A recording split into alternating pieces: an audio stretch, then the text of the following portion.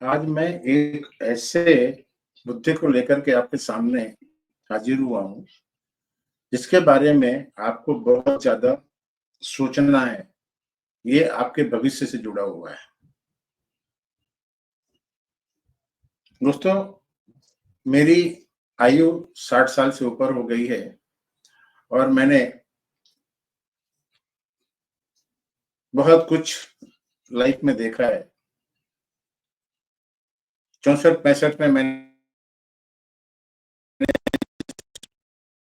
और 78 में मैंने बीएससी पूरी की थी।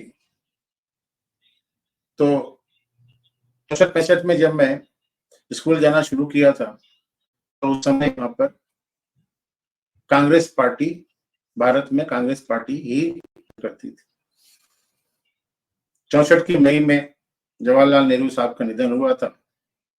उसके बाद लाल बहादुर शास्त्री प्रधानमंत्री बने। बीच में केयर टेकर प्राइम मिनिस्टर विजयलानंदा थे। जनवरी 66 में लाल बहादुर शास्त्री का ताशकंद में निधन हो गया। इंदिरा जी को प्रधानमंत्री बनाया गया। इंदिरा जी 66 से लेकर के, जनवरी से लेकर के और मार्च 77 तक, यानी 11 साल और 2 महीना करीब वो प्रधानमंत्री रही। इस बीच में इंदिरा जी ने 75 जून में देश में आपातकाल लगा दिया, वो भी अपनी कुर्सी बचाने के लिए। आपातकाल में भारतवासियों के ऊपर कितना अत्याचार हुआ, वो आप लोगों से छुपा नहीं है। आप जाकर के गूगल कर सकते हैं और देख सकते हैं कि कितना अत्याचार किया था उन्होंने। 77 में जब वो चुनाव हार गई, उनके पुत्र राजीव संजय गांधी जी जब चुनाव हार गए, तो जयप्रकाश नारायण ने एक दूसरे कांग्रेसी मोरारजी देसाई को देश की सत्ता सौंप दी और मोरारजी को सपोर्ट करने के लिए दुनिया भर के कुनबा इकट्ठा किया था, जिसमें समाजवादी पार्टी वाले भी थे, ये जनसंघ वाले भी थे। सॉरी। तो इतना विरोधाभास था और सबकी इतनी महत्वाकांक्षा थी कि वो सरकार चल नहीं पाई और 79 के जुलाई के आसपास में मोरारजी देसाई को इस्तीफा देना पड़ा, क्योंकि भारतीय जनसंघ जो था वो बाहर निकल गई। उसके बाद चरण सिंह, जो मोरारजी देसाई गवर्नमेंट में मिनिस्टर हुआ करते थे, होम मिनिस्टर थे, वित्त मंत्री भी थे, उनको केयर टेकर प्रधानमंत्री बनाया गया। उनको कांग्रेस ने बाहर से सपोर्ट किया। चरण सिंह भी पहले कांग्रेसी ही थे, बाद में उन्होंने इंदिरा जी के साथ में कुछ अनबन होने के कारण, कुछ खिलाफत होने के कारण अलग से पार्टी बनाई थी, भारतीय क्रांति दल। तो वो भी कांग्रेसी थे। कांग्रेस ने उनको सपोर्ट किया, बाद में सपोर्ट विड्रॉ कर लिया और उन्होंने एक दिन भी संसद को सामना नहीं किया और उनकी सरकार गिर गई। दोबारा इलेक्शन हुए 80 में, तो इंदिरा जी वापस आ गई और फिर वो मरने तक 31 अक्टूबर 1984 तक वो प्रधानमंत्री रही। उसके बाद उनके पुत्र राजीव गांधी जी प्रधानमंत्री बने और वो 89 तक प्रधानमंत्री रहे। सुनिएगा, 47 में देश आजाद हुआ था, जवाहरलाल नेहरू प्रधानमंत्री बने, बाद में लाल बहादुर शास्त्री प्रधानमंत्री बने, उसके बाद इंदिरा जी प्रधानमंत्री बनी, इंदिरा जी के बाद मोरारजी देसाई प्रधानमंत्री बने, चरण सिंह प्रधानमंत्री बने, उसके बाद इंदिरा जी दोबारा प्रधानमंत्री बनी, उसके बाद राजीव गांधी प्रधानमंत्री बने और जब 89 में इलेक्शन हुए तो उसी कांग्रेस पार्टी से राजीव गांधी के जमाने में, राजीव गांधी के प्रधानमंत्रित्व काल में जो वित्त मंत्री थे विश्वनाथ प्रताप सिंह, वो वहां से हट गए और उन्होंने अलग से कोई जनता मोर्चा बनाया था और उनके लीडरशिप में इलेक्शन लड़े गए राजीव गांधी इलेक्शन हार गए, वीपी सिंह साहब को प्रधानमंत्री बनाया गया, मतलब फिर से प्रधानमंत्री बने।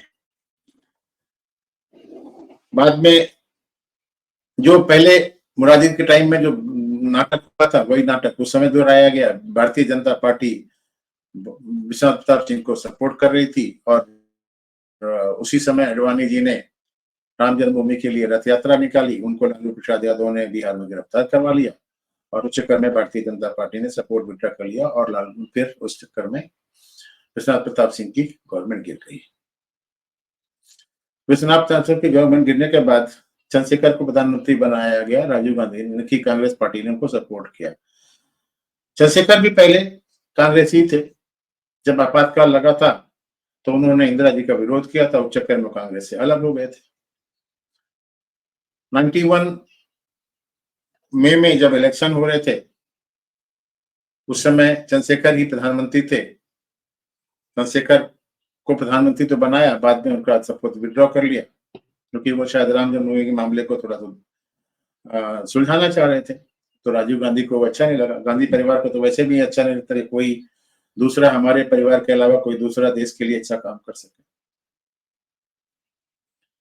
उसके बाद जब इलेक्शन हुए तो 21 मई 1991 को तमिलनाडु में राजीव गांधी की तमिल एलम वालों ने, एलटीटी वालों ने हत्या कर दी। उसके बाद इलेक्शन हुए तो कांग्रेस पार्टी जो है सबसे बड़ी पार्टी बन के निकली। उन्होंने दूसरे लोगों के साथ में, समर्थन के साथ में वहां पर सरकार बनाई। नरसिम्हा राव साहब प्राइम मिनिस्टर बने, वो कांग्रेसी थे। और उस समय वित्त मंत्री बनाया गया मनमोहन सिंह को। मनमोहन सिंह ब्यूरोक्रेट थे। जिस समय उनको विधि मंत्री बनाया गया था, उस समय वो एशियन डेवलपमेंट बैंक के शायद मनीला में कहीं पर, वो जहां पर उनका हेड ऑफिस था, वहां पर वो तैनात। पश्चिमी देशों ने प्रेशर मारा था और उस समय देश का जो सोना था वो गिरवी रखा हुआ था, तो शायद ये मान गए भाई ठीक है, आईएमएफ और वर्ल्ड बैंक के प्रेशर के चक्कर में इन्होंने मनमोहन सिंह को प्रधानमंत्री बना दिया, वित्त मंत्री बना दिया और उसके बाद इन्होंने देश की इकोनॉमी को खोल दिया। मतलब 47 से लेकर के और 96 तक, 96 और 47, 16 में से साल गया 9 और 8 में से 4 गया 4, मतलब करीब आधी शताब्दी 49 इयर्स तक इस देश पर कांग्रेसियों ने राज किया। अब कांग्रेस 80-85 में जब बनी थी, मैंने कल भी शायद वीडियो में बनाया था, कांग्रेस जो बनी थी वो ब्रिटिश सरकार को, जो हमारे यहाँ पर रूल करती थी, उनको मदद करने के लिए बनी थी। यानी बेसेंट, दादा भाई नौरोजी, ये सारे के सारे लोग जो थे ये ब्रिटिश सरकार के चमचे हुआ करते थे और इन लोगों ने सरकार बनाया, ये पार्टी बनाई थी कांग्रेस ब्रिटिश सरकार को सपोर्ट करने के लिए या गाइड करने के लिए। बाद में जब ज्यादा ही बवाल शुरू कर दिया, मतलब 1905 के आसपास में, जिस समय वेस्ट बंगाल से, कलकत्ता से उन्होंने दिल्ली का कैपिटल ट्रांसफर किया और यहाँ के लोगों के ऊपर अत्याचार करना शुरू किया, तो भारत के लोगों को लगा कि हम लोग गुलाम हो रखे हैं, तो हमारे को गुलामी से आजादी मिलनी चाहिए।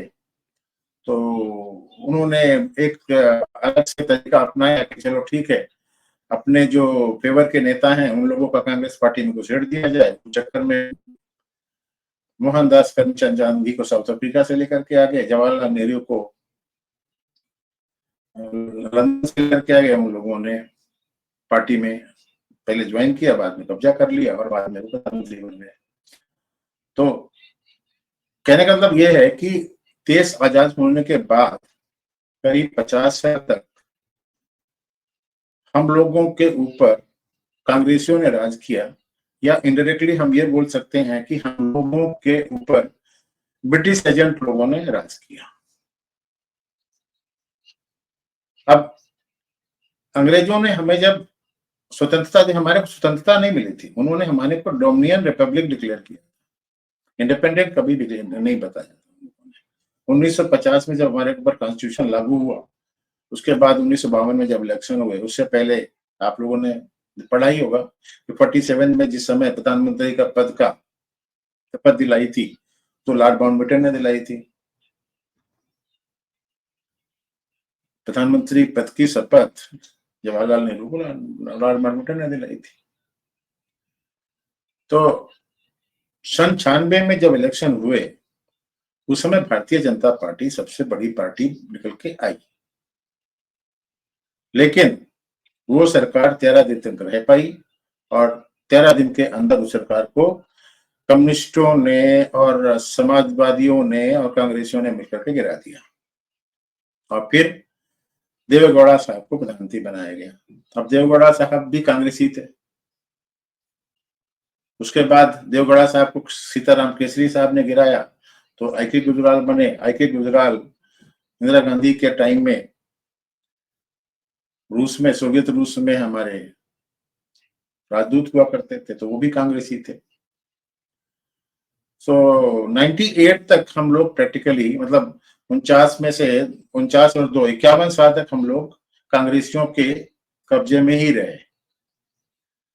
उसके बाद 98 में जब दोबारा इलेक्शन हुए, तो अटल बिहारी वाजपेयी की गवर्नमेंट बनी, लेकिन मेजोरिटी तभी भी उनको नहीं मिली थी, तो उनको सपोर्ट लेना पड़ा और सपोर्ट दिया जयललिता ने, जो AIADMK के प्रमुख थे, तमिलनाडु की पार्टी थी।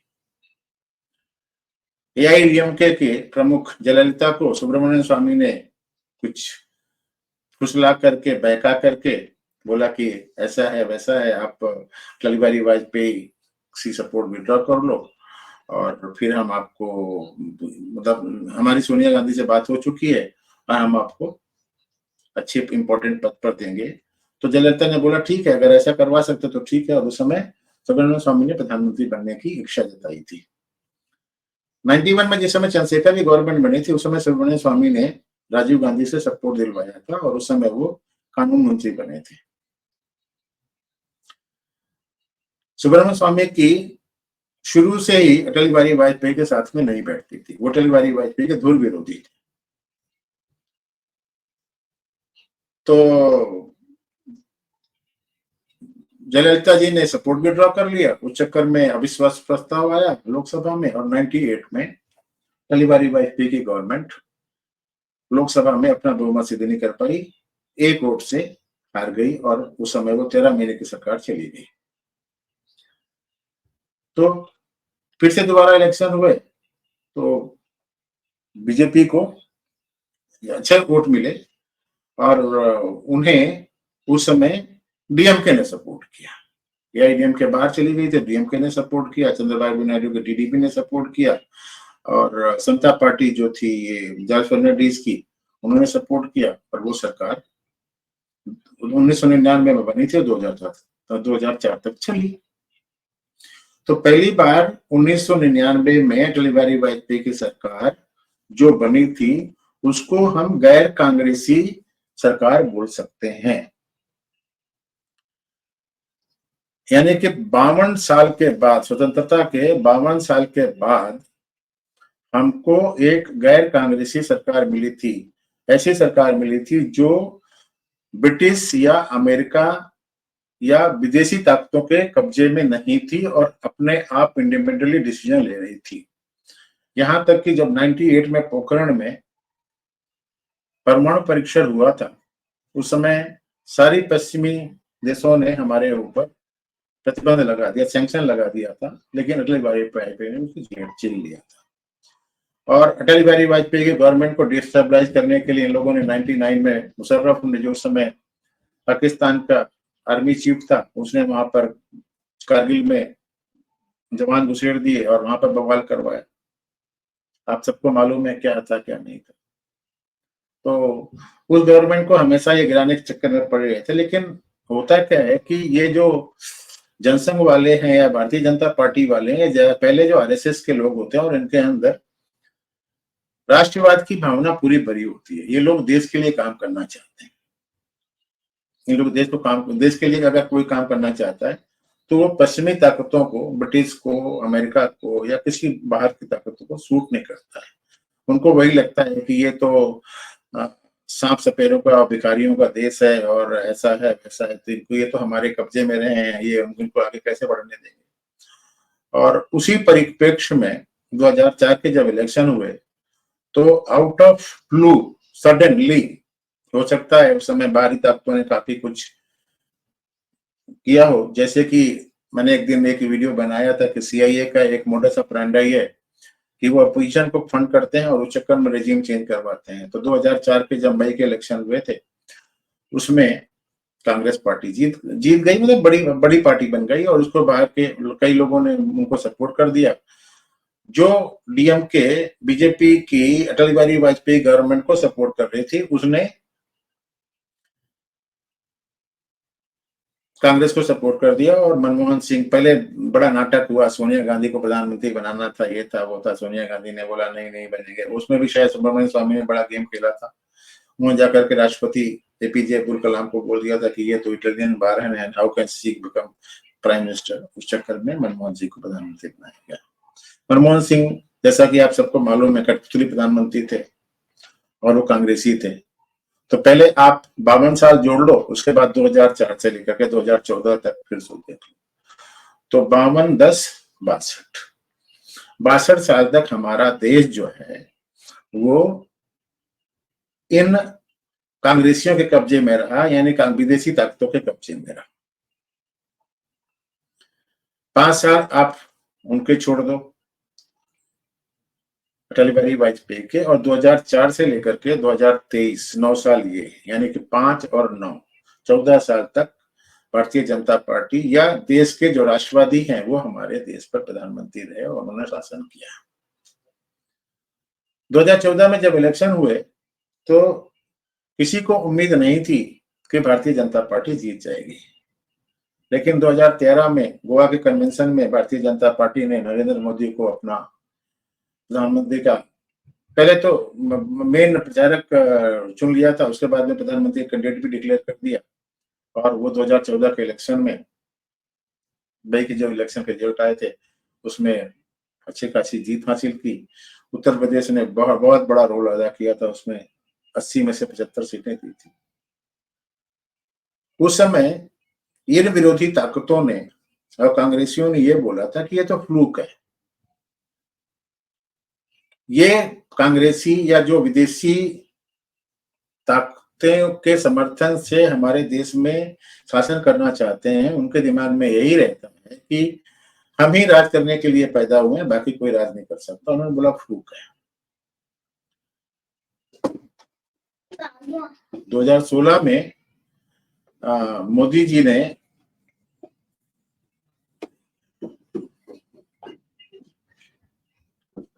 नोटबंदी चालू कर दी, तो काफी विरोध हुआ। 2019 के इलेक्शन हुए, उसके पहले चौकीदार चोर है, रेफर डील में पैसा खा लिया, ये कर लिया, वो कर लिया, वो कर। अब आता हूं मैं 2023 के इलेक्शन में। 2023 के इलेक्शन जो भी विधानसभा के पूरे हुए हैं, उसमें अगर मोदी या भारतीय जनता पार्टी हार जाती तो इनका 2024 का जो प्लान है कि मोदी को हटाना है। उनको बीजेपी से कोई तकलीफ नहीं, उनको मोदी से तकलीफ है। मेरे देश को उन्नति नहीं करना चाहिए, मेरे देश को इंफ्रास्ट्रक्चर डेवलप नहीं होना चाहिए, मेरे देश को तीसरी इकोनॉमिक पावर नहीं बनना चाहिए, मेरे यहाँ पर जो गरीब है उसका उत्थान नहीं होना चाहिए, मेरे यहाँ पर इकोनॉमिक डेवलपमेंट नहीं होना चाहिए, यही इनका इरादा रहता है। तो जो ये इलेक्शन के रिजल्ट आए हैं जिसमें कि 3 प्रदेशों में भारतीय जनता पार्टी जीती है, ये उन विदेशी ताकतों की हार है। उस विदेशी ताकत कौन? जॉर्ज सोरोस और उनके फंडेड पार्टीज। तो ये मैं आपको बताना चाह रहा था। और अब उनका जो इरादा है वो शायद कमजोर पड़ जाएगा, देखते हैं मई के 2024 के इलेक्शन में क्या होता है।